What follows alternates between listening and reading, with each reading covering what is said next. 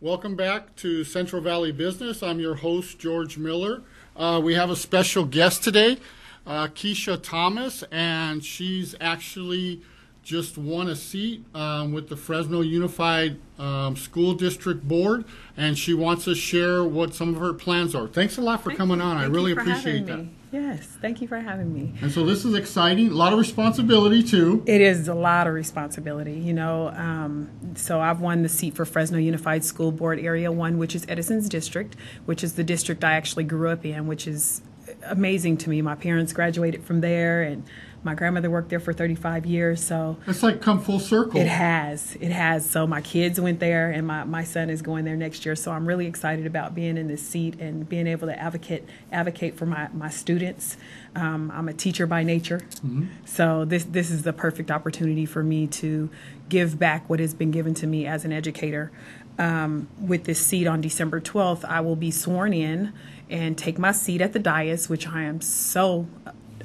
It's still surreal. I can't believe it's happening. But this is a great platform for you. If you have some things that you want to get implemented, this is a great opportunity. Did you have a couple things in mind that you're thinking about? Well, for me, this is the district seat because this is serious business. And so this seat belongs to my kids, it belongs to my teachers, it belongs to my community, and my administrators and so on, because we need to advocate for what's important for our kids and our schools, and we know what's best.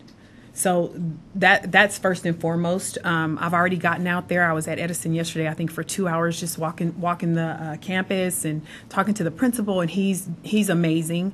And they're just welcoming me in. Happy that I'm in this seat because I am a teacher by nature. I've been a vice principal. So that means a lot because, and I'm an educator as well. And it's one thing when someone comes in as an advisor or consultant, but they've never been in the classroom, right, versus someone that had boots on the ground. Exactly.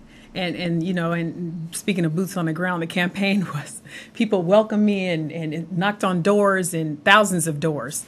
And so I have to first say thank you to my supporters and my voters because it was hard work. It was more difficult than being vice principal. You have to really want it. I did. Because it's going to turn your life upside down for a little while. With a good purpose. Yes. Right? Because I'm all about giving back to my community, and I'm definitely about education. We talk about how we have this homeless problem, and I've looked in different cities, and the homeless problem it's just out of control at this point. And we have a homeless issue that we need to deal with.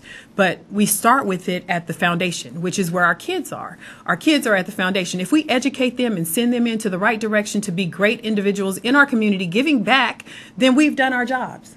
And that's my goal, is to make sure my kids are educated enough to get out there and work just like you and I, and give back to our community the way we should do. And it's more critical now than ever. When we were coming up, we were looking at competing maybe in a community or a state. These kids are competing in a global marketplace. And so it's critical that they have a formal education. They need a formal education. And even if they don't want to go to college, they need to be trained to go to work. We went to work. Yes. I worked through school. Yes. I didn't just have, it wasn't easy. School was not easy for me. And so I can identify with some of my kids. And I've had that one great teacher that helped me see the light. And I had, my dad was a great support system, after my mom passed. My dad was a great support system as well as the rest of my family. So I'm glad that I had that. But we had to work. We had to pay for school. We had to work through school. So our kids need to understand that by us showing them, because you learn by seeing what's supposed to happen in your life, that they need to work hard also. Yeah, because that's where teachers are also mentors, because oftentimes when a child is successful at something or a student is successful, they'll have that paradigm shift, and then they start seeing themselves different, and then it just kind of perpetuates itself. It just needs that first person to be that catalyst for them. That's right. That's right. And I'm sure you've had that also. So that's all our babies really need, is that catalyst to push them forward. Yes. Yeah. The other thing is that, in the community, I feed the homeless every first Saturday of the month on G Street in Ventura. I've been doing it since I was 14 years old. Oh, nice. So I actually have my students come and join me, so they get credit for some classes, you know, and some of them get, you know, if they have some issues with the law or whatever, they can come and get hours. So, and some just get hours for classes because now they have it embedded into the program. My son has to do hours, I think 5 hours a quarter at the least. So they have to put in their hours every semester to get a grade, which is teaching them what needs to happen in their community. Oh, that's great. And one of the people that I use in the college classes that I teach is Eric Thomas. I don't know if you're familiar with him, but he was homeless for 12 years. He turned his life around, and then he ended up becoming a spokesman for companies. And now he just finished his doctorate. He's a motivational speaker. He talked to the Dallas Cowboys. And so, but he had someone that came out there to the inner city and talked to the homeless and offered some solutions that were viable, and that he could see, okay, there's actually a light at the end of the tunnel. And so he travels around and shares that story now. And those are the heartfelt teacher stories. You know, those are the stories you love to hear. I have students who still come back and say, thank you, Miss Thomas. Or parents. I had a parent find out, you know, she saw my name at one of our local stores in the area because my stores, since I've been in the area for so long, they know me. You know, I go buy donuts at the donut shop for the kids or the football team or whatever. And so I have my signs in one of the stores. And so she goes, is that the Keshia I think it is? You know, and so right away she called me and she said, just thank you. Thank you for helping me with my daughter. Thank you for helping me get her out of school, because this particular child followed me from one school to another school so she could be successful. That is great, because I help sometimes train teachers, and one of the things that I really like to emphasize is it's not how much we know, it's how much we can bestow. You know, and we call it pedagogy in education, but it's basically that we make sure that we disseminate that information in a way that they can capture it and then apply it. That's right. And that is the foundation. Yes. That is the foundation. So how many years were you teaching? I've been in education for 15 years. Okay. So the latter of those 15 years, I was a vice principal for 2 years, and then I was a careers director for 2 years. Okay. So in the careers program, which was it was my baby, because the school actually gave me the program and allowed me to sculpt it the way I thought it would be great for kids. And so, of course, they had to have academics up to 2.0 or better, and so on and so forth.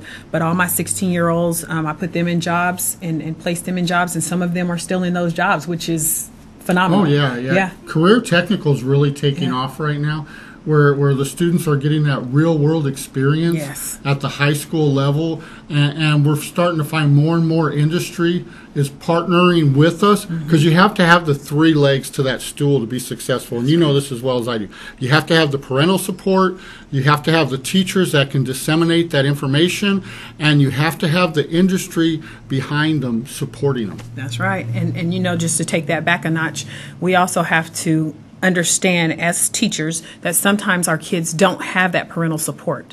You know, they're underprivileged, or their parents are working a lot, or, you know, they just don't have parents. They may be in the foster system. You know, they may have been abused. There's all these platforms that our kids have to climb that are more difficult than when we were growing up.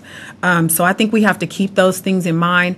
And when some of our kids come to school and they just know that they're safe and can eat. Yes. And so as teachers, it's our job to make sure that we cultivate that and make sure that they know they're in a safe environment. And that's where we give that extra push, and we have that person come back and say thank you.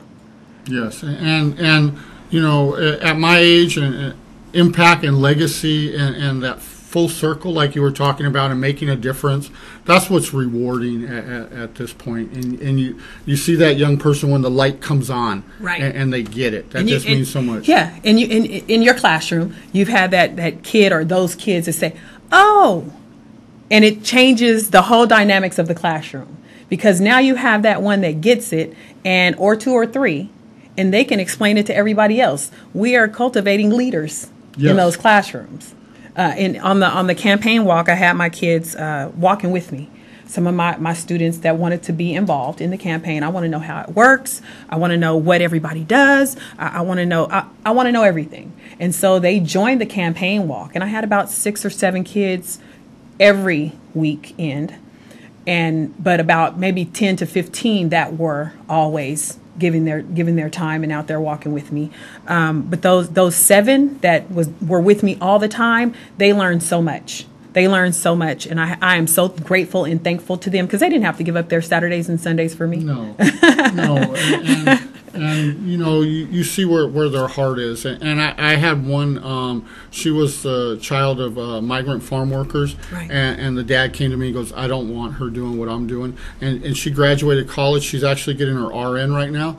And it changes the trajectory for the whole family. That's right. Because all the nieces and nephews and cousins, they all want to be like her. That's right. And so it just takes one. You change one person in that family, and it can change the trajectory of the whole family. That's true. And as leaders, those students that were with me, we had cousins come on to the crew. You know, hey, my cousin wants to go with us.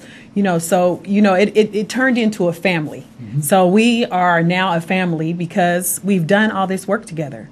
You know, and you are a part of this seat that I have. Oh, and yeah. so I keep reiterating that to my kids, because it's so important that they know you worked hard for something, and now we're going to do this together. And so ultimately, one of my first goals, and I've spoken to the principal over at Edison about this, and I'm going to speak to the board about this, but we're going to create a junior trustee board on campus. Oh, nice. Right? I like that. With about 10 kids, and just a kid from each place, because, you know, we have Computech and we have Edison. Mm-hmm. Now, those are 2 separate entities, but they're one school. Yes. So I'm going to take a little bit of everybody and put it into that, and just find out what are some things that our kids really need. They're the only ones that can tell us. That's really empowering for them, and it gives them that sense of ownership. Exactly. Exactly. You know, this is great stuff. We're going to have to cut to a commercial, but before we do that, I want to give you the last word. What would you like to share with our audience? Thank you for voting for me. Thank you for being supportive. My goal is to make sure that I am here for my teachers, and I am always having an open door policy for everyone to come in and get help, or just give a kind word, or just say hi. I am your trustee in your area. Thank you for having me. And thank you for coming on. I appreciate it. Thank you, sir. Thanks a lot, folks. We'll be right back.